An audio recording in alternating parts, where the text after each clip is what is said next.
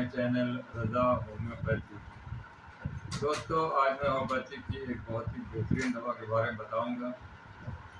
ये दवा जो है बच्चों को, बड़ों को और बूढ़ों को, सबको ये बहुत अच्छा काम करती है। अगर इसके माइंड सिम्टम आप अच्छे से समझ जाए तो इसको हर केस में आप लगा सकते हैं। तो दोस्तों, ये दवा है कॉर्टिकम। कॉर्टिकम जो दवा है ये आमतौर पर रिवॉल्यूशनरी मेडिसिन है, अनार्किस्ट मेडिसिन है। ये उस तरह के लोगों को दी जाती है जो बहुत ही ज़्यादा इमोशनल होते हैं। ये दिल से काम करते हैं, किसी की सेवा करना, किसी की हेल्प करना, किसी की मदद करना, किसी के लिए सिंपैथी करना। सिंपैथी इनकी तो बहुत ज़्यादा होती है। तो ये इमोशनल होते हैं, ये दिल से काम करते हैं और ये अपनी चिंता नहीं करते हैं, अपनी इनको फिक्र नहीं रहती, लेकिन ये दूसरों की फिक्र में रहते हैं कि दूसरों की कैसे हेल्प करें, दूसरों की मदद करें, या दूसरों के साथ कोई अन्याय हो रहा है तो वो उसकी मदद करते हैं। तो इस तरह के जो पेशेंट होंगे, आमतौर पर जो समाज में या गांव में जहाँ भी ये रहते हैं, तो वहाँ के लोग इनसे काम बहुत लेते हैं, इसलिए कि ये हर किसी का काम खुद करते हैं। इनको दूसरों का काम करने में, दूसरों की मदद करने में बहुत अच्छा लगता है और इसमें इनकी कोई भावना इस तरह की नहीं रहती है कि मुझे इनसे फ़ायदा है या इनसे मतलब है। ये मतलब इनको बिल्कुल नहीं रहता। ये अपने दिल के शांति के लिए, दिल के सुकून के लिए दूसरों की सेवा करते हैं।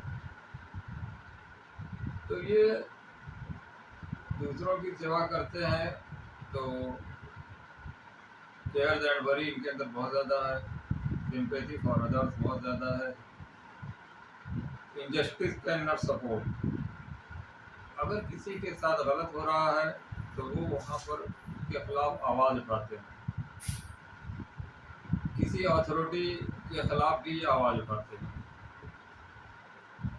चाहे वो सरकार हो या कोई नगर पालिका हो या कोई कर्मचारी हो या ऑफिस में कोई काम करने वाला या स्कूल का प्रिंसिपल ही क्यों ना हो। अगर इसको ये लगता है कि ये गलत कर रहे हैं, ये कमज़ोर के साथ गलत कर रहे हैं या किसी के साथ गलत भेदभाव हो रहा है, तो वहाँ पर ये उसके खिलाफ जा कर के काम करते हैं।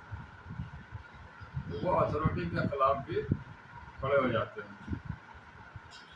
तो ये रिवॉल्यूशनरी टाइप के भी होते हैं। तो ये समाज में जो बुराइयां हो रही हैं, जो समाज में जो परंपरा गलत है, जिसकी वजह से लोगों को परेशानी हो रही है, तो वो उसके खिलाफ भी खड़े हो जाते हैं, चाहे वो समाज में हो या चाहे वो देश में हो। तो इस तरह के लोग जो आंदोलन करने वाले लोग होते हैं, ये उसके खिलाफ आंदोलन खड़ा कर देते हैं, सरकार के खिलाफ आंदोलन कर देंगे कि ये सरकार गलत कर रही है, या कोई ऑफिसर के खिलाफ मजदूरों के साथ ये इनकलाब जिंदाबाद का नारा लगाएंगे।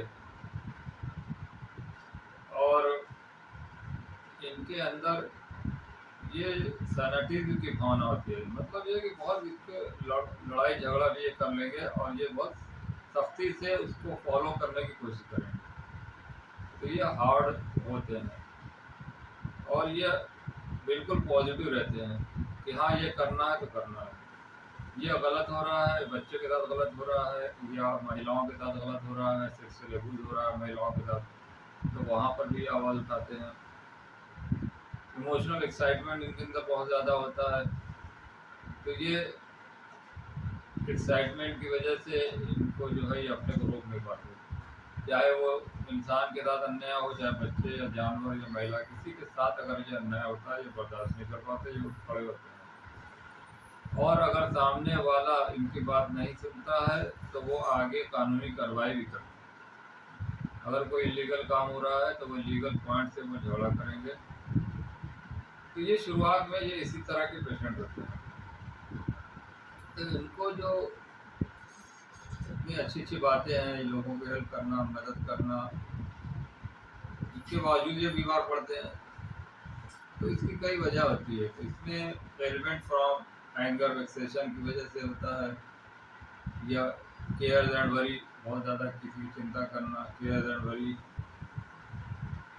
एक्साइटमेंट, इमोशनल एक्साइटमेंट हो या सेक्सुअल एबूज हो या सेक्सुअल एक्साइटमेंट होता है, इससे भी होता है। सडन जॉय, बहुत ज़्यादा अचानक को खुशी होना, फियर, एंजाइटी, वरी, है ना, ये डर किसी चीज़ को लेकर होना। तो इस तरह के ये इनके अंदर ये सब जो कॉज हैं, इस वजह से इससे मतलब ये हुआ कि कोई भी काम अगर आती, किसी चीज़ की ज़्यादती अगर हो, तो उसके बाद ये बीमारी आती है। तो ये पौष्टिकम में भी है कि ये बहुत कठोरता से इसको पालन करता है, तो ये वेल डिसिप्लिन मैनर में आ जाता है कि मुझे ये करना है। तो ये इसको किसी की हेल्प करने के लिए ये अपने परिवार का भी ध्यान नहीं रखता है। परिवार में अपने फैमिली है या वाइफ है, तो वो उनका भी ध्यान नहीं रखता और अपने भी ध्यान नहीं रखता। तो इम्प्रोविडेंट होता है, ये आगे की भी इसको सिर्फ चिंता नहीं रहती है कि प्रोविडेंट फंड हमें आगे जमा करना है या आगे हमें फ्यूचर में काम आएगा, तो वो उसकी भी चिंता नहीं करता। इम्प्रोविडेंट आगे की भी चिंता नहीं थी ये, बस इसको मकसद क्या है, लोग अच्छे रहें, मिलजुल के रहें, प्यार भावना से समाज में अच्छे से सब इज्जत हो। कोई भी इसके पास मेहमान आए या कोई आता है तो वो इतनी इसकी खातिर करता है कि इसको कोई तकलीफ ना हो, कोई परेशानी ना हो, और अपनी चिंता नहीं करता है ये। या किसी के साथ कोई घटना हो गई, कोई बुरा काम हो गया, तो उसके बाद इसकी प्रॉब्लम बढ़ती है, ये उसकी हेल्प करता है। तो सैड स्टोरीज अफेक्ट हर प्रोफाउंडली। कोई भी किसी के साथ दुर्घटना हो या आपके element from death of children या आपके फ्रेंड्स या फैमिली या पेरेंट, किसी के मरने के बाद जिससे इसका भावना से लगाव बहुत ज़्यादा होता है, तो उसके बाद इसको इसकी प्रॉब्लम बढ़ती है। तो इस तो एंजाइटी अबाउट फ्यूचर हो जाती है, फियर, सैडनेस, ग्रीफ, इसके अंदर ही अंदर ग्रीफ रहता है। अगर इसके बचपन में या ऐसे जिसको वो चाहता है, अगर इसको डेथ हो गई, चाहे बच्चे हों चाहे इसके पेरेंट्स हों या दोस्त हों, तो ये सबके साथ बहुत करता है, सबसे इसका जुड़ाव बहुत रहता है। तो ये इसको जो सदमा लगा रहता है, ये ग्रीफ ग्रीफ की वजह से इसको सारी प्रॉब्लम। तो ये समाज में हर जगह जाता है, लोगों की खिदमत करता है। हमारे गांव में भी एक लड़का मैंने ऐसे ही देखा था कि ये ज़्यादा नहीं है, 18-20 साल का लड़का है, लेकिन पूरा गांव उसको जानता है। जब भी किसी को कोई काम कराना है, कोई परेशानी हो, तो वो उसको फ़ौरन बुलाता है। तो ये रात में भी अगर कोई इसको बुलाए 10-11 बजे, 12 बजे या 2 बजे रात में किसी ज़रूरत हो, ये फ़ौरन उठ के चला जाता है। घर वाले इसको बहुत रोकते हैं, मना करते हैं, मगर ये किसी की नहीं सुनता, ये उड़ता है फ़ौरन चला जाता है। तो ये इतना ज़्यादा इसके अंदर केयरिंग नेचर होता है। The element from care and worry, बहुत ज़्यादा केयर एंड वरी होने के बाद भी इसको दिक्कतें बहुत सारी हो सकती हैं। तो इसका लोग मिसयूज़ भी करते हैं, लेकिन ये हर किसी की हेल्प करेगा। अगर रात में किसी को कोई चीज़ चाहिए, दवा चाहिए या कुछ खाने चाहिए, फ़ौरन जाएगा। अगर गांव में नहीं है, मिल रहा है, तो वो उसके घर में जाएगा, दुकान खुलवाएगा। मतलब ये कहने का कि ये हर तरह से तैयार रहता है, इतना ज़्यादा इसका केयरिंग रहता है। तो यहाँ पर हम पॉपुलर से भी कंपेयर कर सकते हैं, कालीकार से भी, लेकिन इनकी दोनों की भावनाएं अलग हैं। पॉपुलर जो होता है वो नर्सिंग केयर होता है, और कालीकार जो होता है वो ड्यूटी बॉन्डेड होता है। तो ये दोनों दवाएं अलग हैं। और ये पॉस्टिकम जो होगा ये इमोशनल होता है, दिल से करता है, लोगों की सहायता करना, दिल से काम करना, और ये उसको कड़ाई से लागू भी करता है। अगर इसकी कोई बात नहीं सुनता तो ये कड़ाई से उसको चाहता है। तो हर कोई तो इनकी बात सुनेगा नहीं, तो ये चाहता है कि मेरे हिसाब से ऐसा हो तो उसकी भलाई होगी। लेकिन समाज में जो बना हुआ है, प्रथा बनी हुई है, जो लोगों का अपना सोशल जो कानून बने हुए हैं, तो वो अपने हिसाब से लोग चलते हैं। लेकिन इसको लगता है कि अगर ये इस हिसाब से हो तो समाज में ये बुराई दूर हो जाए। लेकिन अगर जब उसकी कोई बात नहीं सुनता, तो इसको बहुत परेशानी होती है, उसके बाद ये बीमार होता है। तो ये पौष्टिकम है, जो इंजेस्टिक कैनल सपोर्ट है, एलिमेंट फ्रॉम केयर जनवरी है, element from death of love one में है, एक्साइटमेंट है, इमोशनल एक्साइटमेंट, बहुत ज़्यादा खुशी होना, बहुत ज़्यादा कोई ग्रीफ हो जाना, वरी, ये सब इसके बाद इसकी प्रॉब्लम बढ़ती है। अब इसको सैनाटिज्म की भावना है इसलिए होती है कि ये कठोरता से चाहता है कि ये इस तरह से होना चाहिए, गलत काम हो रहा है समाज में या बुराई हो रही है तो इसको ऐसे होना चाहिए, तो वो उसको लागू करेगा। इसी एनार्किस्ट होगा, एनार्किस्ट में भी यही होता है कि वो चाहता है कि ये इस तरह से काम हो समाज में, किसी को परेशानी ना हो, तो वो उसको लागू करने के लिए करेगा, कि चाहे सरकार हो, चाहे समाज हो, चाहे मास्टर स्कूल में हो या ऑफिसर हो, रिवॉल्यूशनरी ये समाज को बदल देना चाहता है। इसके अंदर एक और मार्टियर, इसके अंदर मार्टियर की भी भावना होती है, शहीद होने की।